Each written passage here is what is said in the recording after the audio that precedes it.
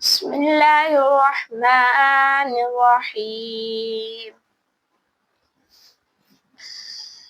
وإذا ذقنا الناس رحمة من بعد ضراء مستهم إذا لهم مكر في آياتنا قل الله أسرع مكرا إن رسلنا يكتبون ما تمكرون والذي يصيركم في البر والبحر حتى إذا كنتم في الفلك وجرينا بهم بريح طيبة وفرحوا بها جاءتها ريح عاصف وجاءهم الموج من كل مكان وظنوا أنهم أحيط بهم دعوا الله مخلصين له الدين لئن أنجيتنا من هذه لنكونن من الشاكرين فلما أن جاءهم إذا هم يبغون في الأرض بغير حق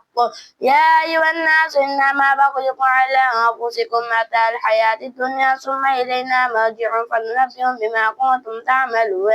إنما مثل الحياة الدنيا كماء أنزلناه من السماء فاختلط به نبات الأرض مما يأكل الناس والأنعام حتى إذا أخذت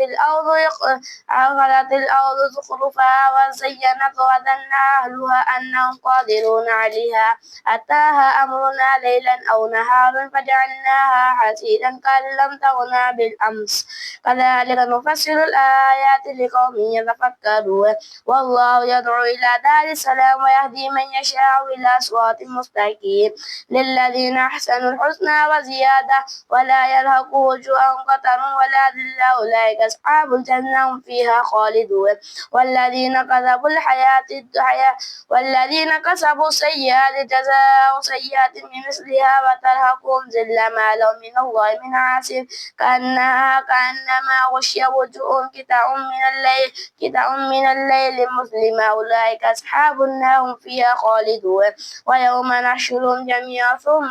نقول الذين أشركوا مكانكم أنتم وشركاؤكم فزينا بينهم وقال شركاؤهم ما كنتم إيانا تعبدون فكفى بالله شهيدا بيننا وبينكم إن كنا عن عبادتكم لغافلين هنالك تبلو كل نفس ما أسلفت وردوا إلى الله مولاهم الحق وضل عنهم ما كانوا يفترون